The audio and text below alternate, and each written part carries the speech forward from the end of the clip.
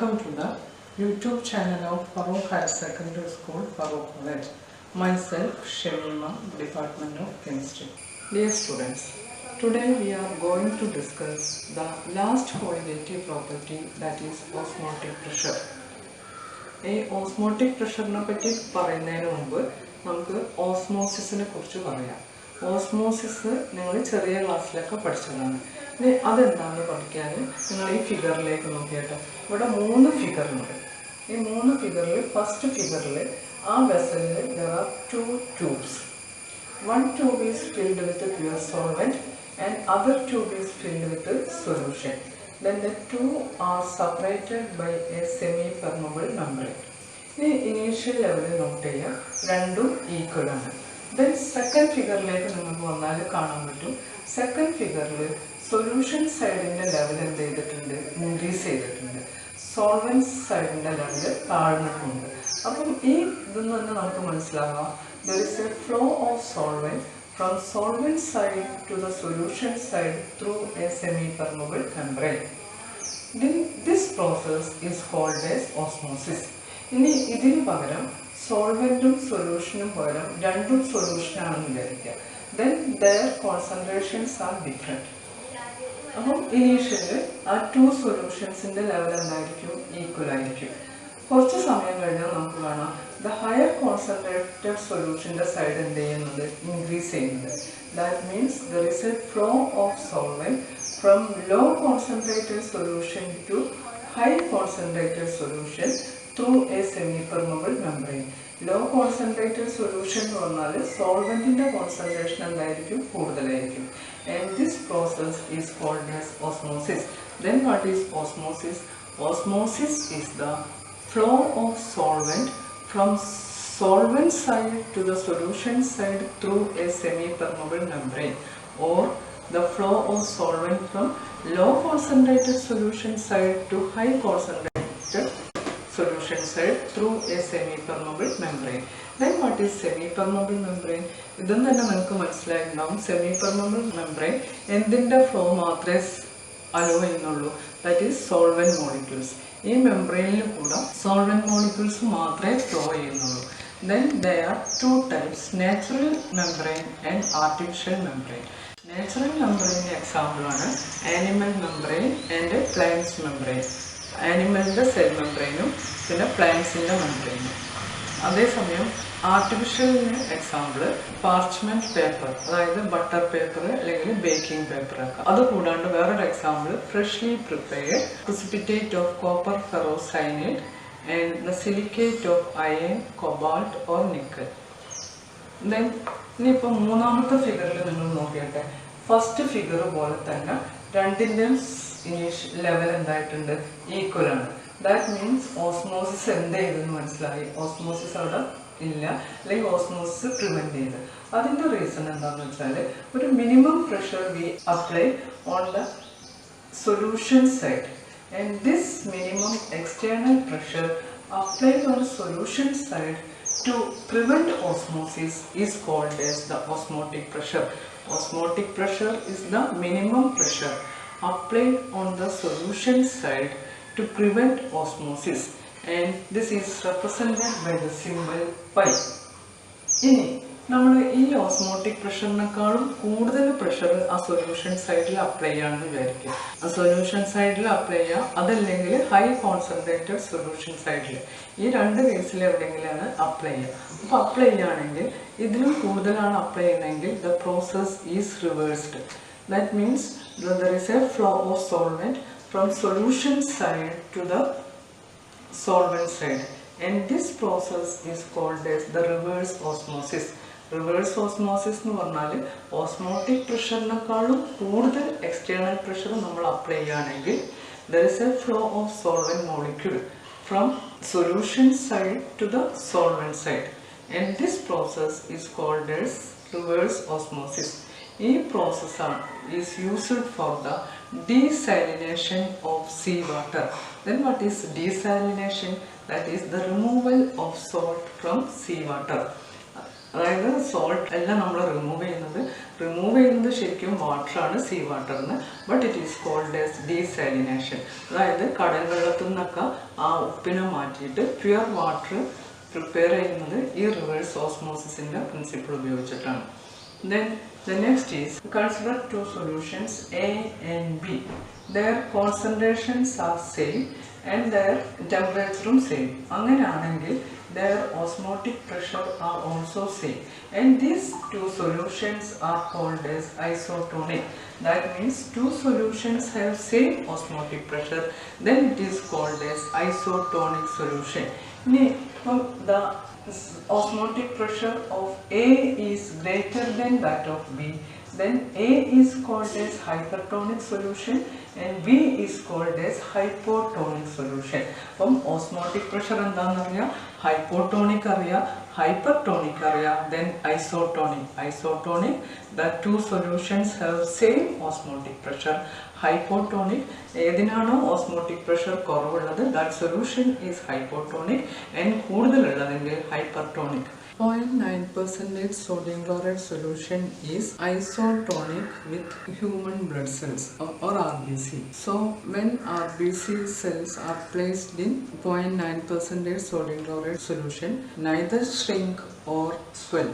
അതുകൊണ്ട് തന്നെയാണ് intravenous injection ചെയ്യുന്നതിന് മുമ്പ് medicines mixed with saline water or 0.9% sodium chloride solution.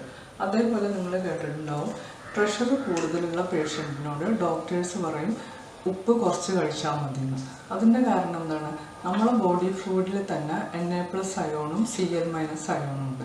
അപ്പോൾ കൂടുതൽ നമ്മൾ ഉപ്പ് കഴിക്കുകയാണെങ്കിൽ the concentration of Na+ ion and Cl- ion എന്ത് ചെയ്യും, ഇൻക്രീസ് ചെയ്യും. ഇത് ഇൻക്രീസ് ചെയ്യുമ്പോൾ ഓസ്മോട്ടിക് പ്രഷറും ഇൻക്രീസ് ചെയ്യും. ഓസ്മോട്ടിക് പ്രഷർ ഇൻക്രീസ് ചെയ്ത് കഴിഞ്ഞാൽ ഈ സെല്ലൊക്കെ എന്ത് ചെയ്യാനുള്ള സാധ്യത ഉണ്ട്, പൊട്ടാനുള്ള സാധ്യത ഉണ്ട്. അതുകൊണ്ടാണ് പ്രഷർ കൂടുതലുള്ളവരോട് ഉപ്പ് കുറച്ച് കഴിക്കാൻ വേണ്ടിയിട്ട് പറയുന്നത്. അപ്പം ഓസ്മോട്ടിക് പ്രഷർ എന്താണെന്നറിയാം, ഓസ്മോസിസ് എന്താണെന്നറിയാം. ഓസ്മോട്ടിക് പ്രഷറിൽ ഐസോട്ടോണിക് അറിയാം, ഹൈപ്പോട്ടോണിക്, ദെൻ ഹൈപ്പർട്ടോണിക്.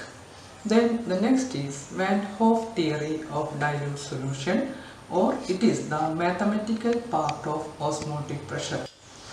അതിനു മുമ്പ് ഈ ഫിഗറിൽ തന്നെ ഒരു സൈഡിൽ നമ്മൾ സൊല്യൂഷൻ ആണെന്ന് പറഞ്ഞു. ആ സൊല്യൂഷൻ്റെ കോൺസെൻട്രേഷൻ ഇൻക്രീസ് ചെയ്യുകയാണെങ്കിൽ more molecules move from solvent side to solution side. That means the osmotic pressure increases. അതിന്ന് അപ്പം നമുക്ക് മനസ്സിലാവും pi is directly proportional to the concentration of the solution. അപ്പോൾ ഈ van Hoff's theory of dilution അനുസരിച്ചിട്ട് very dilute solution behaves like an ideal gas. ഇനി നിങ്ങൾ ഇപ്പം പറഞ്ഞു pi is directly proportional the concentration. Osmotic pressure കോൺസെൻട്രേഷന് proportional ആണെങ്കിൽ it also proportional to the temperature. That is pi is directly proportional T, or pi is equal to R into Ct, where R is the universal gas constant and its value is 0.0821 liter atmosphere per Kelvin per mole. Then pi is equal to RCT എന്ന് പറഞ്ഞു. In this case concentration is expressed as a molarity. That means C is equal to N by V. That is pi is equal to R N by V T, or pi V is equal to nRT. ഈ equation നമുക്ക് ഏതെങ്കിലും ഒരു ഇക്വേഷനായിട്ട് സാമ്യം തോന്നുന്നുണ്ടാവും. That is ideal gas equation. P V is equal to nRT. ഇവിടെ നമ്മൾ പറഞ്ഞത് എന്താ, pi v is equal to nRT, and this equation is called as the van Hoff's equation. അപ്പം വാൻ ഹോഫ്സ് ഇക്വേഷൻ എന്ന് വെച്ചാൽ pi v is equal to nRT, where pi is the osmotic pressure, v is the volume, n is the number of moles of solute, R is the universal gas constant, and T is the temperature. Pi v is equal to nRT. ഇവിടെ നോക്കിയിട്ട് n എന്ന് പറഞ്ഞാൽ അറിയാം number of moles of solute. n number of moles of solute NB എന്ന് കൊടുക്കുക. അപ്പം pi b is equal to NB RT. NBക്ക് പകരം നമുക്കറിയാം NB, that is number of moles of solute, is equal to WB by RT, where WB is the weight of solute and MB is the molecular mass of solute. Then the equation becomes, that is pi b is equal to nRT becomes pi b is equal to WB divided by MB RT. WB divided by MB RT, or pi is equal to WB divided by MB into V RT, or MB is equal to WB RT divided by pi b. And you know that the use of colligative property is to calculate the molecular mass of solute, that is MB is equal to WB RT divided by pi b. Now we can do some problems. The first one is 1.78% solution of urea is isotonic with a 10% solution of cane sugar. Molecular mass of cane sugar is 342. Find the molecular mass of urea. Then you know that if two solutions are isotonic, then their osmotic pressure is same, and if two solutions are isotonic, then their molar concentration will also be equal. That is W1 divided by M1 is equal to W2 divided by M2. W1 is equal to 1.78, W2 10, M2 342. Then we can calculate M1.